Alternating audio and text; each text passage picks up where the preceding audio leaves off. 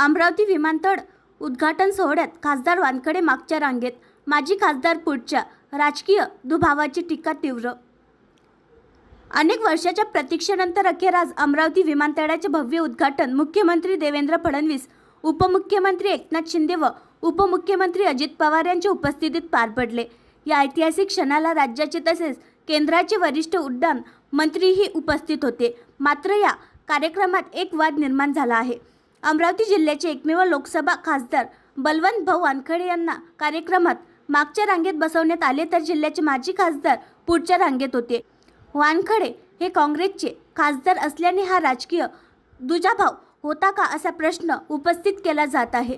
या प्रकारामुळे भाजप सरकारने विमानतळ व्यवस्थापनावर टीकेची झोड उडली आहे। विशेष म्हणजे उपमुख्यमंत्री एकनाथ शिंदे यांनी आपल्या भाषणात वानखडे यांचे नाव घेणे टाळले। यावरून सत्ताधाऱ्यांची विरोधकांबाबतची मानसिकता अधोरेखित होते, अशी टीका विरोधकांनी केली आहे। तर सोबतच अमरावती विमानतळाच्या बाहेर शिवसेना शिंदे गटाचे कार्यकर्ते आणि पोलीस कर्मचाऱ्यांमध्ये बाचाबाची झाल्याचेही पाहायला मिळाले।